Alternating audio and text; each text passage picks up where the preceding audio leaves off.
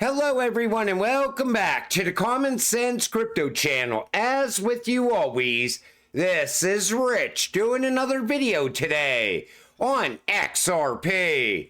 So I hope you're all having a wonderful day today wherever you are in this great world. We're gonna talk about XRP. And a lot of big things are happening around this cryptocurrency. Let me start with this. Japan's SBI Shinsei Bank will use Ripple's distributed ledger technology for international remittance services immediately. Immediately. This is what we've been waiting for. And I cannot wait to see how this factors in to the price of XRP. Now, some people have argued, they said it's only a handful of banks in Japan that are going to be utilizing RippleNet and XRP. But that creates a network effect. Once those banks get the upper hand on all the other banks, they will all be utilizing RippleNet and XRP. Otherwise, they will be left behind. Texas Stock Exchange plus BlackRock, BlackRock plus Ondo, Ondo plus Ripple, Ripple plus Texas Money Transmitter License, Ripple, Ondo plus tokenized stocks and the Texas Stock Exchange, crypto capital of the world. Put the pieces together. Everything that we've been talking about over the last couple of years is coming together perfectly. And these are the major players involved with the Texas Stock Exchange. Count the Ripple connections. And you see it right there. JP Morgan, Goldman Sachs, Bank of America, Fidelity, Charles Schwab, Wells Fargo, Texas Capital Bank, Comerica Bank, American Airlines Credit Union, BBVA USA, Santander Consumer USA, Highland Capital Management, Populous Financial Group, Plains Capital Bank. This is massive. And you see it coming together perfectly. You know, we always pictured this happening at some point. Now we're actually seeing it. And there's a lot of talk about the Ripple escrow. So Ripple escrow, 38 billion, 30 million, and 5. Total XRP held by Ripple, 4 billion, 485 million, 366,320. Those numbers are shrinking. Eventually, we are going to see that escrow, some of it, ending up at the central banks. Ripple is still going to hold on to some of that escrow because they're going to utilize it for acquisitions, things like that. And I like the fact that Ripple plans on holding back some of that XRP. It's still not going to affect the price of XRP. Even if Ripple burned all this escrow right now, maybe the price of XRP moves up 15-20%. But then it's going to correct again and it's going to come right back down. But the escrow is definitely shrinking.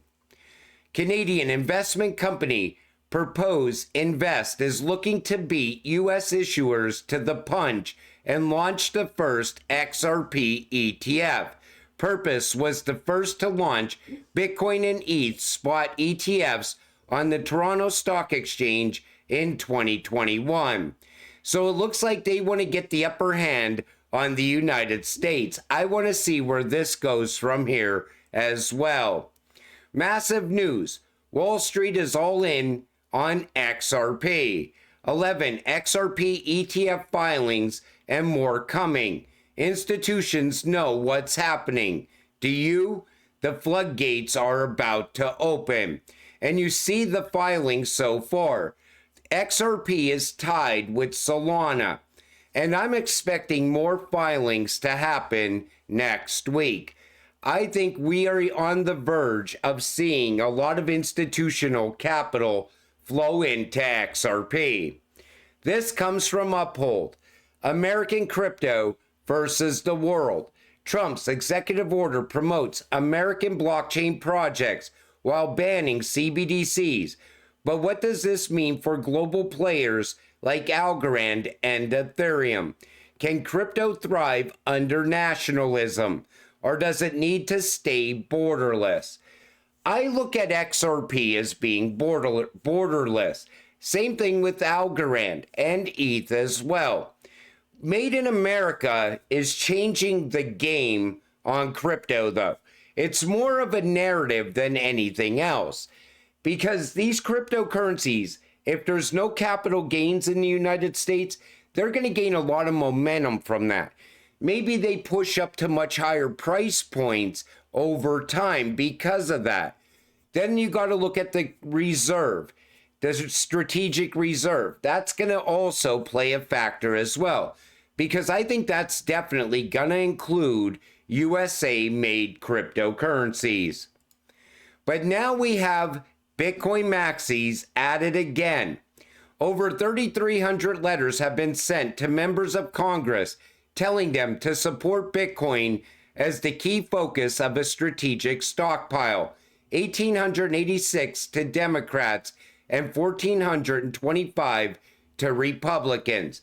Now, when they say key focus, they mean Bitcoin only stockpile.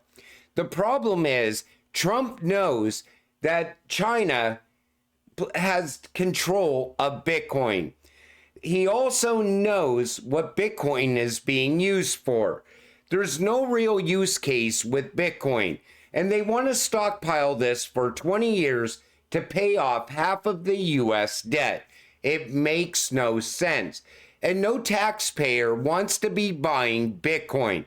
No taxpayer wants their tax money to go to buying Bitcoin. It's only bag holders. Now, if you have something that can actually fix the US dollar, fix some problems with the US dollar, move it around the world very fast and very cheap, that helps every single American out there. A strong US dollar benefits every single American. Bitcoin does not benefit anyone else other than bag holders. I will say that again. LOL, did you read what the clawback feature is, Wendy? Come on, we expect better from you. Even CoinDesk did better than this. The clawback is an extremely useful DeFi feature which will expand its capabilities, especially for banking and payments. There's a lot of FUD around the clawback right now. And you see, Wendy O said XRP Ledger is no longer decentralized. The banks wanted this in place. And, you know, they cannot claw back XRP. I see people saying they're going to be clawing back XRP now. This puts Ripple in control over my XRP. XRP cannot be clawed back. And this is to open up more DeFi features on the XRP ledger. This will also lead to passive income. When Ripple came up with the clawback feature, I think that's something that the banks wanted. Now they can claw back RLUSD. Ripple put this out earlier today. Stablecoins are fueling the future of finance, but to unlock their full potential, we need smart regulation that preserves global fungibility while ensuring strong protections. Jurisdictions that embrace this will lead the digital asset revolution. Now, one thing I want to point out here is this. Remember, I kept saying we're going to have global stablecoin regulations. It's not going to be MiCA regulations in the EU. Then the US having much different regulations when it comes to stablecoins. Ripple put this out. First, to support the development of digital asset markets, it is preferably to allow a variety of stablecoin circulation, including those issued overseas. This would increase choice and support smart innovation and development of the ecosystem. So once again, Ripple is trying to level the playing field on stablecoins as well. Second, jurisdictions should take a proportionate and risk-based approach to overseas issuers. Overseas issued stablecoins should generally be permitted to circulate in a jurisdiction without a requirement for local issuance, so as long as reasonable safeguards are in place. Then they go on to talk about anti-money laundering and financing of terrorism. The U.S. is going to have very similar regulations to MiCA. When they are put in place, Tether has no place in the United States going forward.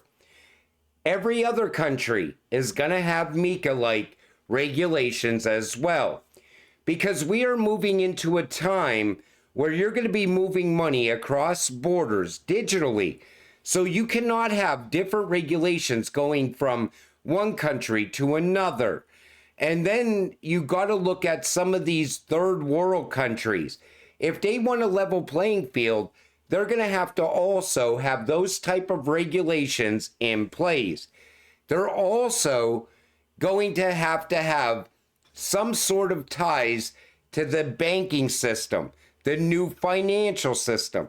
So they're going to have clear crypto regulations as well. But this is a global event, is what I'm telling you. You know, this new financial system is going to it's going to involve every single person on the planet. You're going to be moving money in real time. You're going to have stable coins in every single country. I think Ripple is going to be launching more stable coins, most likely in 2025. They'll probably issue one in the EU, in the UK. Japan is another place Ripple plans on launching another stablecoin.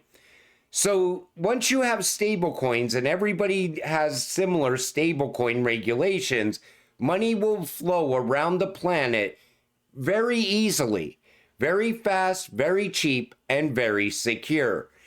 But you know, people will FUD on everything that they see when it comes to XRP. Everybody likes to put their own spin on things. They always try to, even these money transmitter license. That shows you that XRP is going to be used locally, domestically here in the United States. That's what those money transmitter licenses are all about, in my opinion. But people are like, oh, they don't mean anything. So Elon Musk has money transmitter license. Yeah, and what's Elon trying to do? He's trying to open up a massive payment network on X. Think about it. You have to have license. You have to have regulations. The days of hype and speculation are coming to an end inside the crypto space. It's no longer going to be the wild, wild west. The institutions are coming. They're not going to onboard if there's problems in this space. You're not going to have celebrities launching meme coin after meme coin and having them rug pull time and time again going forward. That's why regulations are coming. But you know, this year is going to be absolutely incredible for XRP holders. Anyone holding any utility-driven cryptocurrency, it's going to be a great year. XLM's going to have a fantastic run-up.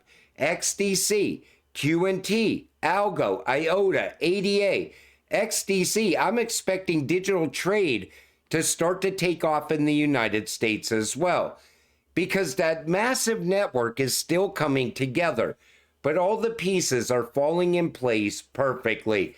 Everything that we talked about 3-4 years ago, back then it was like, this is going to take forever, but now it's happening. This is the time you sit back, you do nothing, you wait it out, and you get financial freedom.